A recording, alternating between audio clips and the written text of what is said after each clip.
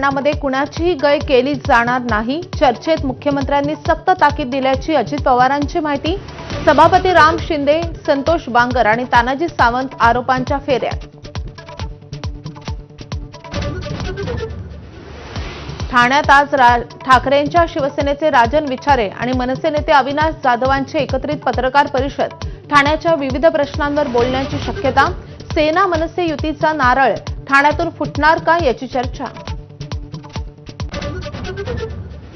नागपूरमध्ये आज ओबीसी महामोर्चाचं आयोजन. 2 सप्टेंबरचा मराठा आरक्षणाचा GR रद्द करण्याची मागणी.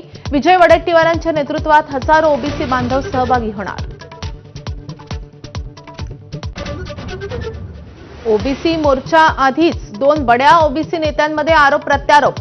वडेट्टीवार ओबीसी समाजाची दिशाभूल करत असल्याचा आरोप. राष्ट्रीय ओबीसी महासंघ आजच्या मोर्चामध्ये सहभागी होणार नाही. राधाकृष्ण विखे पाटील हा महामूर्ख माणूस. लक्ष्मण हाकेंकडून विखारी टीका. तर काळजी करण्याचं कारण नाही, योग्य तो निर्णय घेतला जाईल, अजित पवारांची प्रतिक्रिया.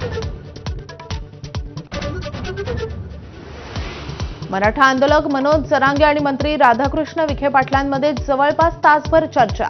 विखेंमध्ये 100% प्रामाणिकपणा दिसतो, जरांगेंची प्रतिक्रिया. उत्तर भारतीयांची मतं आकर्षित करण्यासाठी भाजपची मोर्चे बांधणी. मंत्री मंगलप्रभात लोढा छठ पूजेचा आढावा घेणार. छठ पूजा उत्सवासाठी आवश्यक उपाययोजना केल्या जाणार.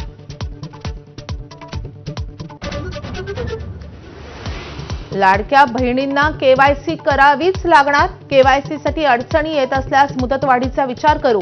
पात्र महिलांनाच लाडकी बहीण योजनेचा लाभ मिळणार, अजित पवारांची ग्वाही.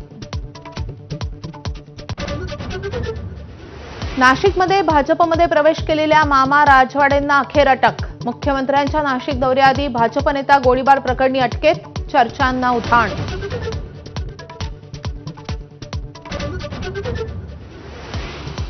दुसऱ्या कसोटीत टॉस जिंकून भारताचा फलंदाजीचा निर्णय. भारताच्या संघात कसलाही बदल नाही.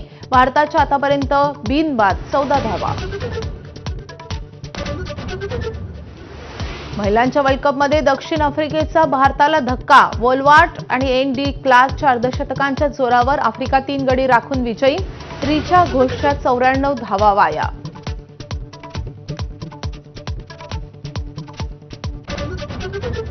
शांततेसाठीच्या नोबेल पुरस्काराची आज घोषणा होणार. 7 युद्धे थांबवल्याची शेखी मिरवणाऱ्या डोनाल्ड ट्रम्प यांना पुरस्कार मिळतो का याची जगभर उत्कंठा.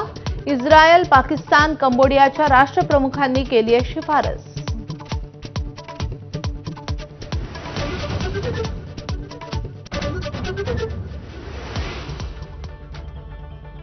नमस्कार महाराष्ट्र.